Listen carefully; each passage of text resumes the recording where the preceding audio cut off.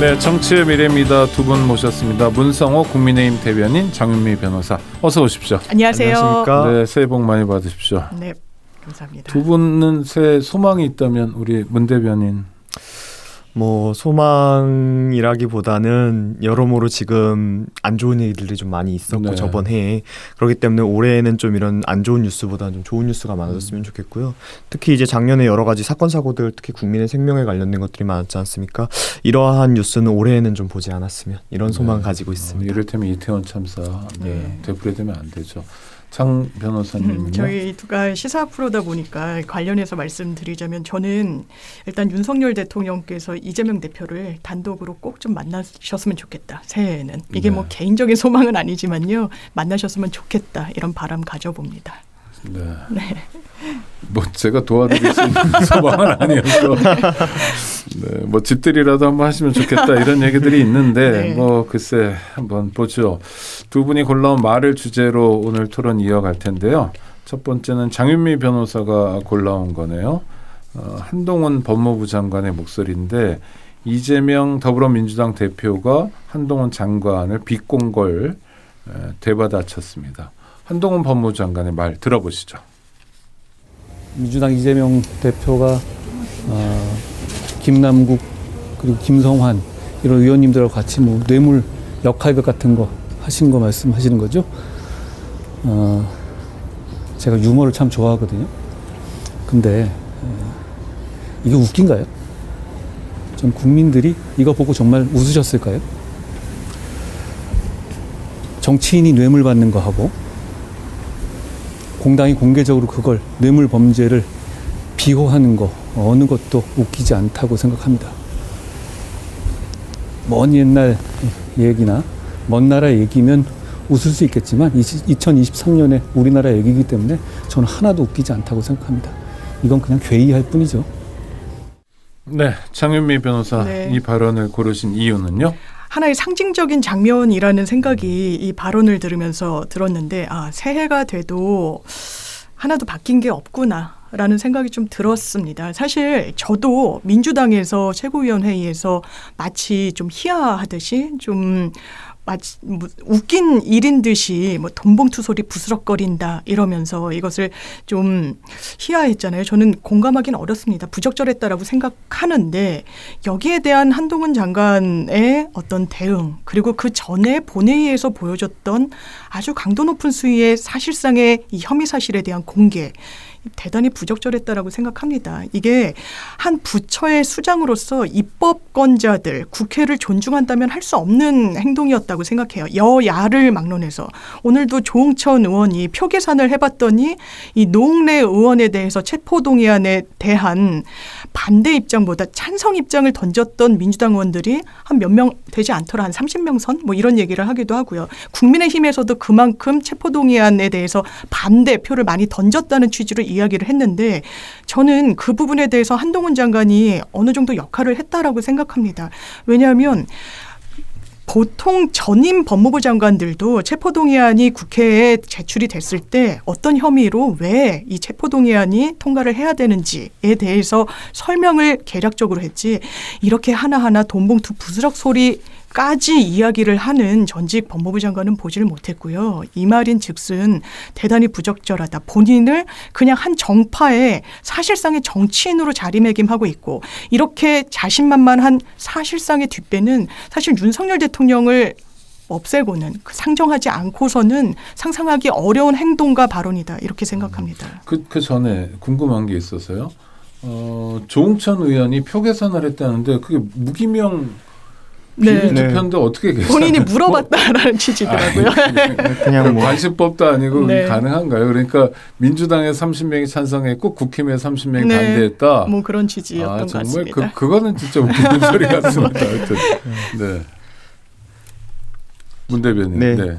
이제 괴이하다라는 표현이 저는 이제 좀 적절했다고 생각을 합니다. 왜냐하면 제가 이제 괴이하다는 게 이재명 더불어민주당 대표의 발언이었죠. 네. 이제 이재명 대표께서 그 동봉투 관련해서 하신 거 제가 봤는데요.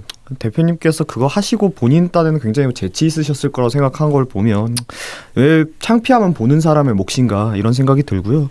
그거랑 별개로 지금 이 체포동의안에 대한 사안들이 여러 가지 혐의들이 드러나고 있는 상황입니다. 실제로 출처가 밝혀지지 않은 소명되지 않은 3억 원의 현금이 또 발견되기도 했었고요. 네. 이런 상황에서 국회가 결국에는 제 식구 지키기를 하는 것이 아니냐라는 비판이 지금 국민들에게 받고 있는 상황에서 그것을 또 휘하하면서 이야기를 한다는 것이 국민들에게 얼마나 우리가 기득권만을 가지고 국민들과 유리되어 있는가를 보여주는 것이라고 생각하고요. 그렇기 때문에 정말 괴이하고 이러한 모습을 국민들에게 보여주는 것이 한 정당의 대표로서 적절한 일인가 되묻지 않을 수 없습니다.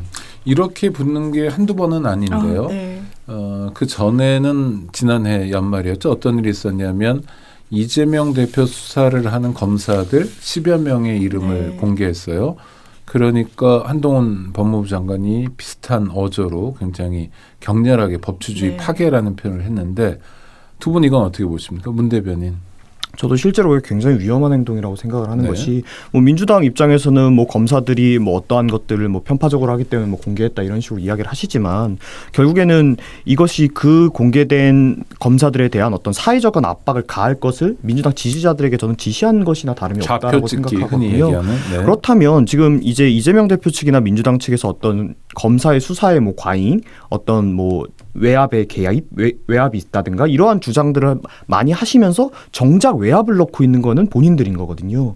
스스로가 떳떳하다면 이런 모습보다는 본인들이 억울한 부분을 사법 절차에 맞게 소명하셔야지 이런 식으로 어떤 자신들의 지지자들의 이런 세를 이용해서 수사진을 압박하는 것은 그야말로 외압이 무엇인가 보여주는 것밖에 되지 않는다고 생각합니다. 네.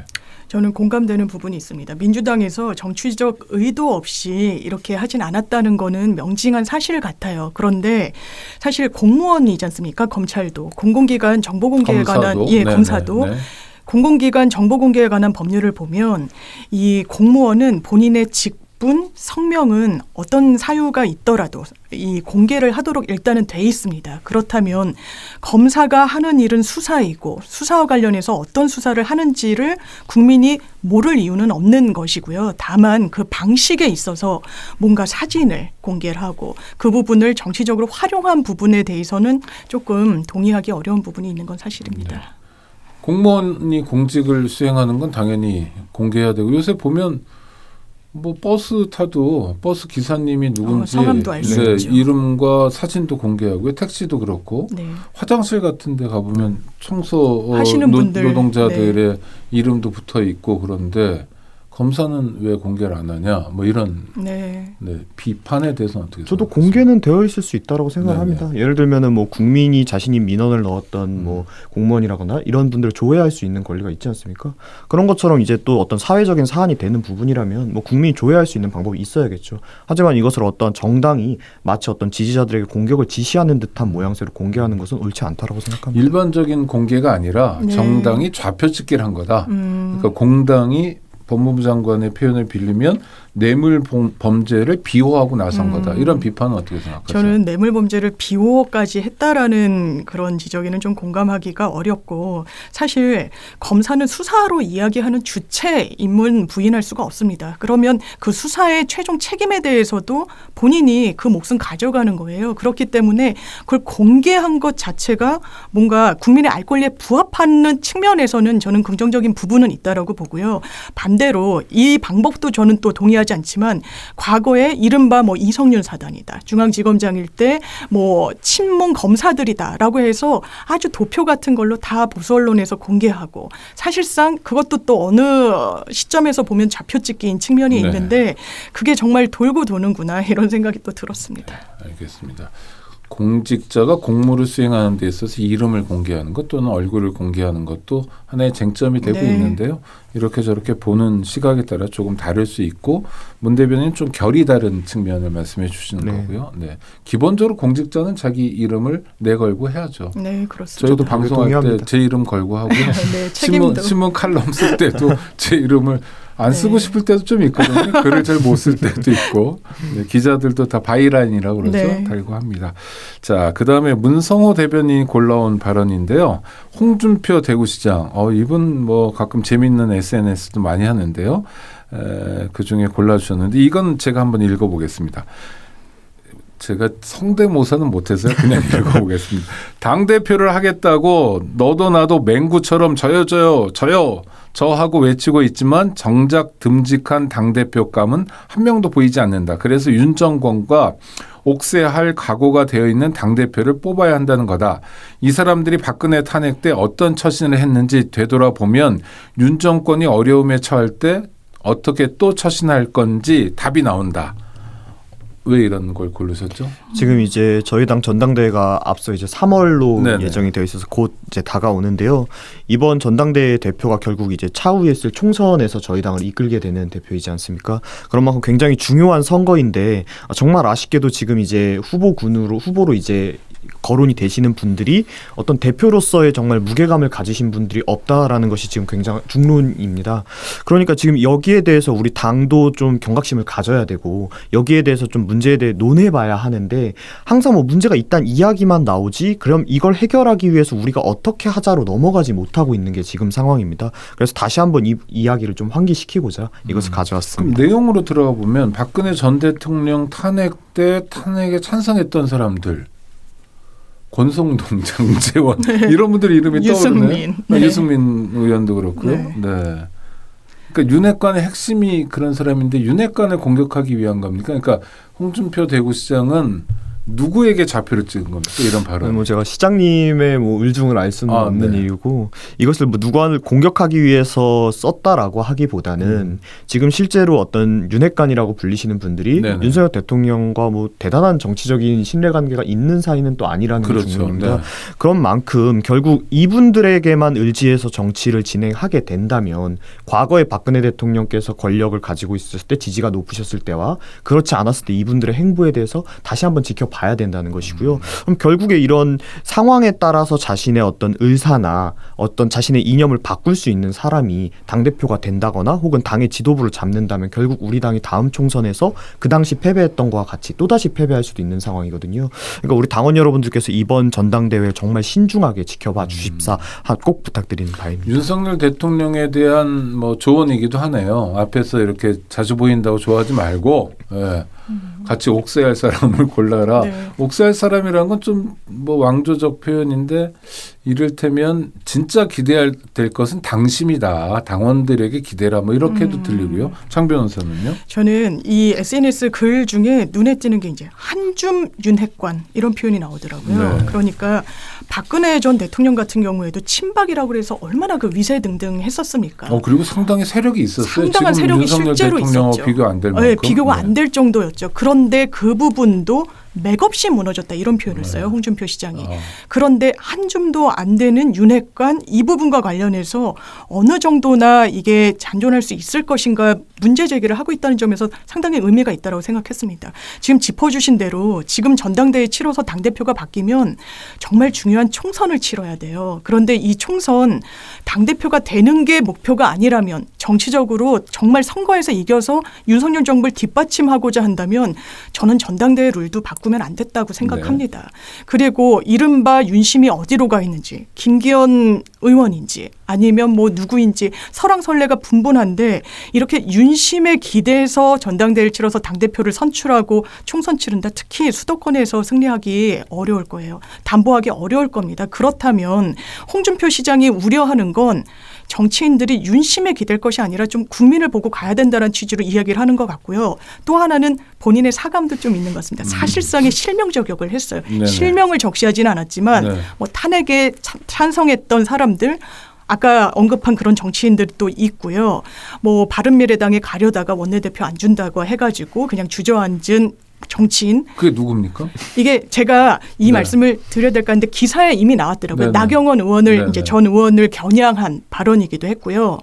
친박을 뭐 위세 등등하게 뒤에 엎었다가 지금은 뭐 한 윤상현 의원. 네. 그러니까 사실상의 저격글을 또 올린 게 아닌가 그러니까 싶습니다. 여럿을 한꺼번에 다 까고 네. 있는군요.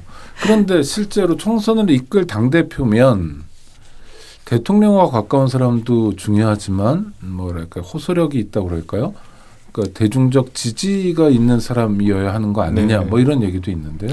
또 그 부분이 이제 가장 걱정되는 부분입니다. 물론 이제 여당의 대표인 만큼 네. 당연히 행정부와 협조를 하기 위해 대통령과 뜻이 잘 맞는 분이 나온다면 너무너무 좋죠. 네. 그렇지만은 이 정당이라는 것은 항상 국민의 지지로 돌아가는 곳이고 언제나 국민의 지지를 발해야 하는 곳이기 때문에 그 국민 여러분들의 생각이 전 더 중요하다라고 생각을 합니다. 안타깝게도 그런데 지금 거론되는 후보분들께서 국민 여러분들께 뭐 많은 소구력을 가지신 분이 좀 부족하다 이런 평가가 나올 수밖에 없는 상황이라서 이 부분에 대해서 좀 계속 환기를 시켜서 혹여 이제 앞으로 당대표 레이스가 시작이 되면 윤 대통령께 잘 보이는 것도 물론 중요하지만 국민 여러분께 어떤 비전을 제시할 수 있는지도 후보분들께서 꼭 생각해 주셨으면 좋겠습니다. 아니 고만고만하다고 하지만 사실 이번에 새 여론조사 보니까 네. 도드라진 분이 두 분이 보였어요. 한 분은 일반적으로 여론의 지지를 받는 유승민 전 의원이었고 또 하나는 당심의 지원을 받는 것처럼 보이는 나경원 전 의원이었어요. 네.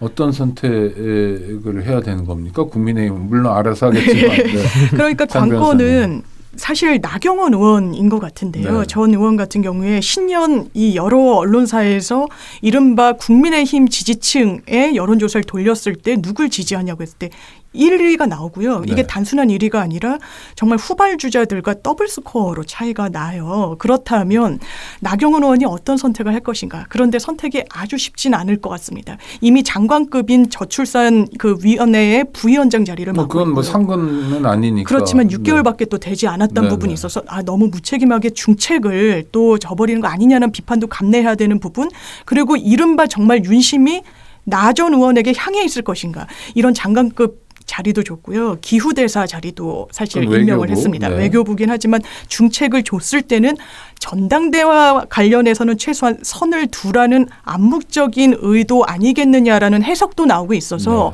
이른바 윤심을 기대지 말라라고는 하지만 윤심에 또 아예 무시하고 치를 수 없는 선거다 보니 나경원 의원의 선택이 상당히 좀 어려워질 수밖에 없는 국면이 있는 것 같고 유승민 의원은 약간 톤이 오늘 인터뷰 내용 등등을 보면 과연 출마를 할 것인가. 가족이 반대하고 딸도 아빠 때문에 이런 원포인트 전당대회 룰 이거 바꾼 거 아니냐. 이런 데 나와야 되겠느냐라는 언급도 했는데 사실 전당대회 룰이 바뀌기 전이라면 한번 시도해 볼 수 있었겠지만 지금 가능성이 많이 닫혀 있는 것 같습니다. 새 여론조사를 보니 일반적으로 일반 여론조사에서는 유승민 전 의원이 상당히 앞서가고 있고 국민의힘을 지지하는 뭐 당원 또는 지지자 여론조사에서는 나경원 전 의원이 이것도 역시 상당히 앞서가고 있다. 둘 중에 하나냐? 꼭 그런 것도 아닌 것 같다. 우리 문 대변인은 당 내에 계셔서 말씀하시면 조금 어려우신가요? 아니면 그냥 말하기가 어렵다라기보다는 워낙 지금 예측하기가 좀 어려운 부분들이 있고 또 예측이 뻔히 되면서도 또 함부로 재단할 수 없는 부분이 있어서 그래도 이제 말씀을 좀 드리자면 지금 결국 나경원 의원께서 지금 당원 100%의 결선 투표까지 결정이 된 당원 룰로는 이번에 나온 여론조사대로라면 사실 가장 유리한 입지에 있는 건 사실입니다. 그럼에도 이런 지금 여러 가지 이야기가 나오고 나경원 의원 본인조차도 이야기를 조금 말씀을 아끼시는 이유는 결국에 이제 윤심이 누구에게 향하고 있는가가 아직 좀 결정되지 않았기 때문이라고 저는 생각을 합니다.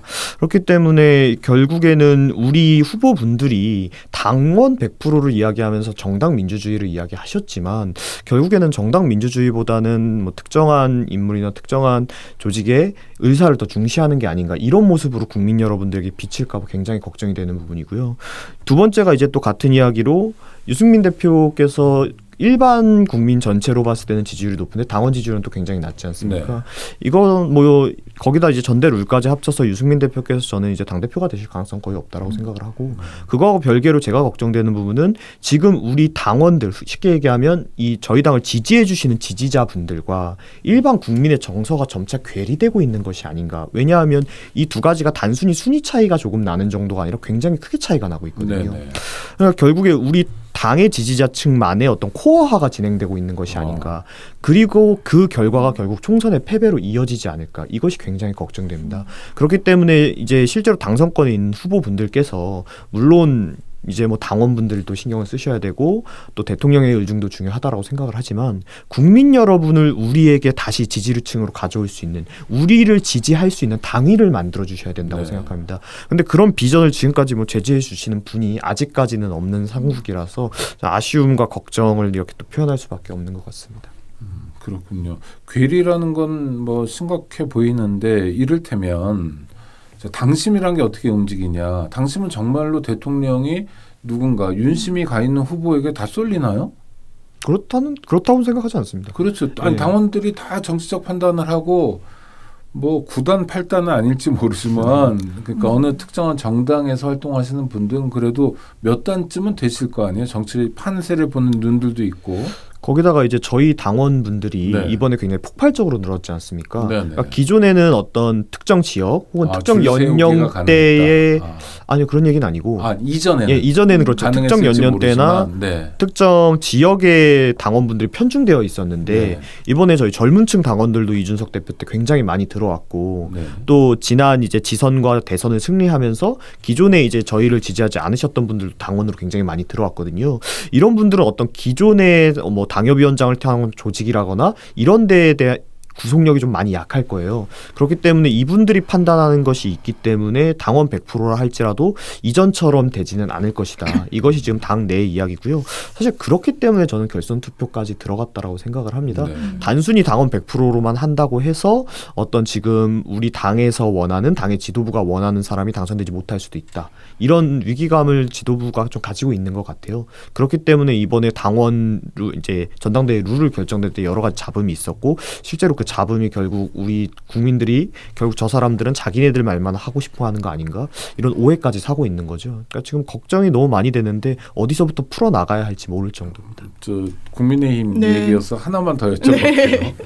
유승민 전 의원은 출마합니까 안 합니까? 저는 출마를 안 하시지 않을까 생각을 그래요? 하는데 그래도 이제 만약에 출마를 결정을 하시게 된다면 그것은 이제 내가 정말 당대표로 승리를 하겠다라기보단 네. 그런 지금 어쨌든 이제 전대 룰이 유승민 대표에 굉장히 불리하게 결정된 건 사실이지 않습니까? 본인이 이제 아마 생각하시기에 조금 탄압받고 있으시다고 생각을 하실 텐데 그럼에도 거기에 좀 당당한 모습을 보이고 싶으셔서 나오시는 게 아닐까 싶고 근데 그것과는 별개로 결국 선거라는 것은 이기는 것이 중요한 것인데 그런 길이 막혀 있는 와중에서 과연 이분이 그 와중에 희생해야 될 걸 각오하시고 나오실 수 있을까? 왜냐하면 이전에도 선거에 패배가 여러 번 계셨기 때문에 네네. 경기도지사 경선에서도 네. 졌죠. 네. 그리고 그 이전에 대통령 경선에서도 네네. 졌기 때문에 한 번에 더 패배하는 이력을 쌓고 싶어하지 않으실 수도 있다 그래요? 이렇게 생각합니다. 지난주에 지지난주였군요. 이현주 전 의원은 무조건 나온다 이렇게 관측하더라고요. 왜 그러냐 했더니 어차피 질 거고 경기 중에 저 축구 골대도 바꾼 이상한 게임이어서 피해자, 희생자 이미지를 갖기 좋다. 그러니 안 나올 이유가 없다. 또 하나는 정치는 그러니까 뻔한 게임이어도 나간다는 거죠. 정치는 자꾸 마이크를 잡고 싶은데 당대표 전당대회만큼 마이크를 잡고 당원들을 만날 기회가 많지 않기 때문에 나온다 했는데 두 분은 안 나온다는 거네요. 네, 나오기 네. 쉽지 않을 것 같습니다. 그렇군요. 뭐 이런 거 뭐 내 얘기를 할 수는 없고 하여튼 지켜보면 되는데 남의 일이니까 기본적으로. 네. 네. 근데 또 나오실 수도 네. 약간 꼬리를 내리고 좋습니다. 저희가 고른 주제도 한번 해보겠습니다. 저희 음성이 없어서요. 제가 또 읽어야 될 텐데 윤석열 대통령이 어제 조선일보와 신년 인터뷰를 했어요. 그중에 답변 내용입니다. 이것도 오늘 아주 여러 가지로 정치적 파장을 몰고 온 얘기였는데요. 개헌이라는 게 워낙 폭발적이라 지금 개헌 얘기가 나오면 민생과 개혁 문제는 다 묻힐 것입니다. 다만 이제 선거제는 다양한 국민의 이해를 잘 대변할 수 있는 시스템이 되어야 하는데 소선거구제는 전부 아니면 전무로 가다 보니 선거가 너무 치열해지고 진영이 양극화되고 갈등이 깊어졌습니다. 그래서 지역 특성에 따라 2명, 3명, 4명을 선출하는 방법도 고려해 볼 수 있습니다. 정치 시작 전부터 오랫동안 그렇게 생각해 왔습니다. 중대 선거구제를 통해서 대표성이 좀 더 강화되는 방안을 검토해 볼 필요가 있습니다. 이런 내용인데요. 조선일보 인터뷰. 두 분은 어떻게 보십니까? 창윤미 변호사. 저는 대통령이 굉장히 주요한 정치 담론, 의제를 던졌다고 생각합니다. 선거구제 개편은 관련해서는 중요한 담론이다. 예, 네. 당연히 논의가 돼야 되는 부분이 있고요. 너무 일단 독식을 하는 부분에 대한 문제 제기가 정말 끊임없이 있어 왔기 때문에 이 부분과 관련해서 논의에 최소한 착수해야 된다. 그리고 이미 국회에서는 논의가 진행되고 있고요. 네. 그래서 중대선거구제로 재편을 하자라고 하는데 이게 또 여러 문제를 노정했던 역사가 있습니다. 우리 유신 직후에도 9대, 10대, 11대, 12대까지 사실상 중대선거구제로 운영했지만 실패했고요. 일본 같은 경우에도 93년도까지 중대선거구제를 했는데 집권 세력인 자민당은 그냥 상수로 존재하고 나머지 지역을 그냥 여타 정당들이 나누어 먹는 사실상 1.5당 체제로 돼서 이 중대선거구제의 장점을 전혀 활용하지 못했던 그런 전례가 있습니다. 그렇지만 이 대통령이 말씀하신 부분과 관련해서는 논의할 필요가 있다고 생각하고요. 저는 선거구제 개편뿐만 아니라 사실 대통령 임기와 관련한 어떤 개헌 논의도 같이 할 필요가 있겠다. 이게 단임제로 뭐 가는 부분, 5년 단임제를 4년 단임제로 줄이자는 차원은 아니고요. 4년 중임제까지 한번 논의를 해보자. 왜냐하면 저희가 올해가 선거가 없는 해다라는 어떤 정치적인 해석이 많잖아요. 그래서 네. 윤석열 대통령이 많은 부분을 사실상 이제 할 수 있는 정치적 동력이 있다라고 하는데 이게 전 기형적이라고 생각해요. 총선, 지방선거를 해마다 치르고 대선 따로 치르고 작년 같은 경우에만도 3월 9일 날 대선 치르고 6월 달에 바로 지방선거 치렀습니다. 이게 과연 맞는가? 사회적 비용 이런 측면을 생각할 때 대단히 유의미한 화두를 던졌다 이렇게 생각합니다. 네. 구체적으로는 좀 더 논의를 해봐야 되지만 지금 우리가 갖고 있는 제도의 완성도에 대해서는 고민해볼 필요가 네. 있다는 말씀으로 새기고요. 문 대변인은 어떻게 보세요? 저는 개인적으로 제 개인의 신념은 소선거구제가 맞다라고 네. 생각을 하는 사람입니다. 다만 이제 소선거구제 말씀하신 바와 같이 51%를 가진 정당이 모든 것을 독식하고 나머지 결국 국민의 뜻은 사표가 되어버리는 단점이 있지 않습니까? 네. 그렇기 때문에 충분히 논의될 부분이 있는 것은 맞으나 제가 이제 우려되는 부분은 어떤 부분이냐면 과거에 이제 중선거구제가 실패했던 사례들을 보면 어떤 게 있냐면 특히 지금과 같이 저희 대한민국과 같이 실질적으로는 양당 체제나 다름이 없는 거대 두 양당이 있는 체제에서는 결국 중선거구제로 하면 거대 양당은 자신들의 의석을 확보하는데 크게 어려움이 없습니다. 그런데 이제 국회의원의 의석을 확보하는데 어려움이 없게 되면 결국 점점 국민들의 목소리를 바로바로 듣기보다는 자기 당내에서 공천권 싸움이라든가 이런 데에 집중하게 되는 경향이 있거든요. 그렇기 때문에 우선 우리가 국민들에게 중선거구제를 이야기하려면 우리가 중선거구제가 되어도 우리가 그것에 안주하지 않고 꾸준히 개혁을 하고 국민의 눈높이에서 의정을 진행을 할 것이다. 이런 신뢰를 사는 것이 저는 먼저라고 생각하거든요. 그러니까 이런 부분이 이루어지지 않고 그 제도만 개혁된다고 해서 좋은 방향으로 나가는 건 아니라고 생각합니다. 네.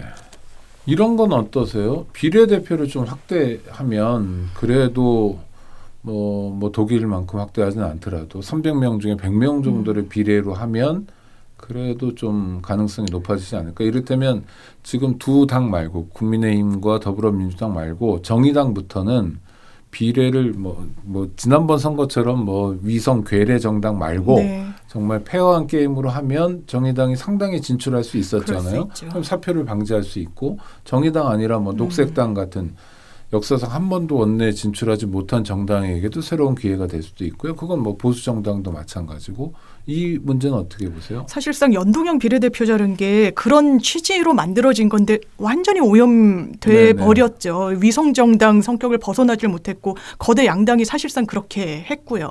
그런데 지금 이제 민주당에서 이재명 대표 체제가 출범하면서 올 4월까지 이 정치개혁 개편과 관련한 안을 국민들께 제출하겠다 이렇게 약속드린 바가 있었습니다. 그래서 거기서 의논되는 것도 이게 정당 투표를 하고 지역에서 투표를 할 때 그리고 이 각각의 의원들에 대해서 후보에 대해서 투표를 하면서 이 비례대표제와 이 후보 투표를 같이 결합시키는 방향으로 하자.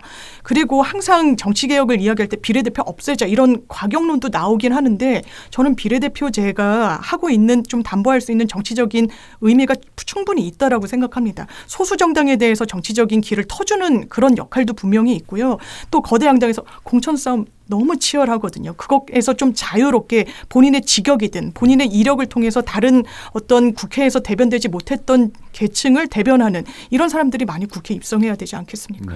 네. 저도 이제 동의하는 부분이 비례대표제를 만약에 확장을 한다 그러면 결국 이제 비례대표라는 것은 국민이 정당 투표의 득표를 가지고 국회의원이 당선되는 것이지 않습니까? 네. 그러니까 국민이 원치 않은 사람도 비례 순번을 빨리 받으면 당선이 될 수 있는 거거든요. 그렇죠. 네. 그렇기 때문에 방금 이야기하신 것과 같이 이 비례 정당 투표와 후보 투표를 결합을 해서 비례 투표를 확대하고 동시에 그 비례에 출마한 비례 후보들의 그 군에서도 이제 투표를 해서 그 득표율에 따라서 순번을 정해지도록, 순번을 그냥 단순히 정당에서 뭐 누구는 몇 번 누구는 몇 번 정해주는 것이 아니라 그 순번마저도 국민들이 그럼 투표할 뭐 수 있도록 상당히 복잡한 예. 투표가 될 것 같긴 합니다. 이러한 제도가 있다면은 단점이 많이 사라지겠죠. 근데 대신에 이렇게 되면 또 국민들이 많이 공부를 하셔야 됩니다. 모든 후보에 대해서 공부를 하셔야 되고. 아니 전 일반적으로 비례를 하면 국민의힘의 전신인데 이를테면 이 자스민 의원 이런 이주민이 국회의원이 될 가능성은 지금 같은 소선거구제 아니라 중대선거구제에도 절대 없거든요. 네, 네. 장애인들이 국회 들어올 가능성도 없고 맞습니다. 그렇습니다. 탈북자도 그렇고. 예. 근데 이런 소수자들이 이 당이든 저 당이든 때가 되면 그래도 국민들에게 지지받으려고 비례 앞순번에 좀 갖다 모시기도 하잖아요. 우리는 이런 정도로 포용하고 또 국민과 함께 하려고 그러고 약자 소수자를 챙기는 정당이다. 저는 그건 긍정적으로 보이거든요. 저도 그렇습니다. 저는 이제 거기에 좀 이견이 있는 게 네네. 안타깝게도 물론 그렇게 돼서 이분들이 정말 자신이 이제 속해 있는 원래 선거 제도상 뽑히기 어려우신 분들 잘 대변한다면 너무 좋죠. 네네. 근데 실제로 그렇게 되기보다는 우리가 지금 이 사람 이러한 지금 소외계층 혹은 약자계층에 속해 있는 누군가 한 사람에게 국회의원 의석을 줬으니 우리 당은 이 사람들을 챙기고 있다. 이런 이미지만 가져가고 정책적으로 소비한다. 이어지지 못하는 네네. 경우가 많거든요. 그러니까 저는 사실 이런 부분에서 좀 탈피를 해야 된다라고 생각을 하는 것이 네. 청년만이 청년을 대변할 수 있는 것은 아니고 남성만이 남성을 대변할 수 있는 것은 아니고 여성만이 여성을 대변할 수 있는 건 아닙니다. 내가 남성이라도 여성 정책에 대해 관심이 많으면 여성을 대변할 수 있고 그렇죠. 국회에서도 여성위원회 같은 게 네. 남성 의원들이 그렇죠. 활동하는 분들이 내가 있어요. 비장애인이더라도 장애인 인권에 네. 관심이 많고 그 사안에 대해서 제대로 알고 있다면 장애인을 대변할 수 있는 겁니다. 네. 거꾸로 본인이 청년이라 해도 지금 청년들 일반이 느끼고 있는 문제점에 공감하지 못한다면 이분은 사실 청년을 대변할 수 없는 것이죠. 맞죠. 이것처럼 네. 단순히 어떤 사람이 우리 국회의원으로 만들었다 이것이 아니라 결국 이 정당이 이야기하는 정책 그리고 그 정책을 실행할 수 있는 현실성 이거지로 국민들이 결정을 하셔야지 단순히 이주민 누군가가 국회의원이 됐어? 이 당 챙기고 있네? 이런 식으로 가면 점점 이미지만 신경 쓰는 정치가 네. 돼버리기 때문에 중요한 지적입니다. 네, 이런 네. 부분이 저는 우려가 돼서 얼핏 보면 좋을 수 있지만 하나 더 들어가 보면 불안할 수 있다. 네. 네, 그것도 같이 챙겨야죠. 그러니까 구체적으로 반이민 정책 네. 이주민 들어오면 안 돼. 뭐 이 사람들이 뭐 세금 내는 것도 없는데 똑같은 월급 받는 게 이게 온당한 일이야? 이렇게 말하면서 이를테면 어떤 당이 그러면서 이주민을 앉혀놓고 국회의원을 시키는 건 속임수일 수 있죠. 네, 맞습니다. 선거구제 문제도 되게 중요하고 또 챙길 것도 많은데 자, 우리 정치 올해 작년에는 엄청 싸웠습니다. 엄청 네, 싸웠죠. 일단 대선이 있는 해니까 싸웠고 지선도 그런데요. 국민의힘이 2연승 했는데 올 정치는 두 분 어떻게 전망하세요? 저는 협치에 좀 기미는 잘 보이지 않는다. 네. 일단 대통령의 새해 기자회견 내용을 통해서도 그랬고요. 특정 언론사를 통해서 국민과 소통하면서 거기에 담은 메시지들. 저는 이재명 대표도 당연히 문제가 있다면 혐의가 있다면 수사받아야 됩니다. 그건 대한민국 그럼요. 누구나 네. 마찬가지예요. 김건희 여사가 성역이 될 수는 없습니다. 그런데 망신주기 수사를 했다라고 말을 하는 그 대통령의 인식 속에는 대단히 부적절하고요. 왜냐하면 증거가 보여주고 있기 때문에 그렇습니다. 지금 도이치모터스 일당 끝났습니다. 1심이. 선고만 앞두고 있는데 구형인가 권오수 회장 받았죠. 검찰이 증인신문을 하면서 너무나 많은 증거 왜냐하면 주식 투자를 할 때는 의뢰인이 이 주식 담당 직원에게 어떤 통화를 할 때 그게 다 자동 녹취를 해야 된다고 합니다. 너무나 많은 증거들이 쏟아지고 있습니다. 그런데 망신주기라뇨. 전혀 동의할 수 없습니다. 그렇다면 이게 수사 가이드라인으로도 작용할 수 있고 이 부분 이렇게 왜곡된 인식을 갖고 있는 대통령 과연 협치는 할 것인가. 이번에 신년 이재명 대표가 가지 않은 부분에 대해서도 비판 목소리가 있지만 더 멀어지고 있는 게 아닌가 안타깝습니다. 네. 문성호 대변인 올해 한번 전망을 해보신다면요. 새해. 저도 이제 좀 아무래도 올해 역시 좀 다사다난한 한 해가 될 거라고 생각이 됩니다. 네. 일단 저희 당 전당대회도 여러 가지 잡음이 나오고 있고 또 이번 신년회에서 결국 특정 언론사하고 대통령께서 인터뷰를 진행한 것에 대해서도 이야기가 나오고 있지 않습니까? 실제로 저희가 이제 문재인 정부 당시에 굉장히 비판을 많이 했던 것이 언론과의 소통을 이야기하면서 정작 소통은 하지 않는다. 실제로도 언론과 만나서 어떤 이렇게 뭐 문답을 질의응답을 진행하셨던 게 손에 꼽거든요. 문재인 정권 5년 동안. 그래서 이제 우리는 다르다. 그래서 뭐 도어 스태핑 같은 제도도 만들었었고 출발할 때는 저희도 다른 모습을 분명히 보여줄 것이라고 생각을 했는데 안타깝게도 지금 그것이 진행되고 있지는 잘 않은 모양새지 않습니까? 결국 언론과 이번에도 저는 각을 세우는 모습을 보여준 것이 물론 언론도 이제 어떤 편파적으로 방향을 하는 것도 있고 또 일부 제대로 확인되지 않은 사실을 확인인 것처럼 쓰는 경우도 있습니다. 이런 문제점 분명히 존재하지만 이런 문제점이 있어도 언론에 대한 자유는 지켜져야 하는 것이 언론이 고결하고 완벽해서가 아니라 네. 설사 잘못된 점이 있더라도 이 언론의 자유가 훼손되었을 때 생기는 피해가 더 크기 때문에 지켜져야 하는 것인데 지금 대통령실에서는 마치 이것을 누군가 싸워 나가야 될 투쟁해 나가야 될 상대로만 보는 것 같아서 이 부분이 전 올해 굉장히 우려스럽습니다. 네, 협치도 잘 안 될 것 같고 국정 운영도 다사다난할 것 같다는 부정적인 전망이었는데 그러면 두 분께 마무리 30초씩 그래도 희망적인 거 이랬으면 좋겠다. 저는 네, 장 변호사님. 일단 국민의힘 전당대회 상당히 중요하다고 생각하고 기대를 많이 걸고 있는데 거기서 이른바 윤심에서 자유로운 국민을 보고 정말 국민께 호소하는 후보가 당선되는 게 대한민국 민주주의의 발전에 기여하는 방향이라고 생각합니다. 그렇게 되길 바랍니다. 네. 남의 당이 잘 됐으면 좋겠다. 알겠습니다. 네. 저는 이제 뭐 우크라이나 러시아 전쟁 같은 경우도 있고 네. 여러 가지 경제 위기, 뭐 지금 금리 상승 등으로 최소한 2년에서 3년 정도는 어려운 경제 상황이 계속 이루어질 것이지 않습니까? 이것이 예측되고 있는 상황인데 그럼에도 우리가 결국에는 또 그걸 이겨내는 시간이 하루하루 지나고 있기 때문에 지금 많이 힘드시겠지만 또 올해에 또 새로운 즐거운 일이 있기를 꼭 바라겠습니다. 네, 좋은 말씀이고요. 두 분의 기대처럼 다들 잘 풀렸으면 좋겠습니다. 특히 어렵다고들 하니까 네. 그럴수록 정치가 제 역할을 해줘야 된다. 이런 희망, 소망도 커지는데요. 두 분에게 기대 걸어봅니다. 문성호 국민의힘 대변인 장윤미 변호사와 함께했습니다. 청취자 여러분 감사합니다. 두 분 감사합니다. 네, 고맙습니다. 고맙습니다.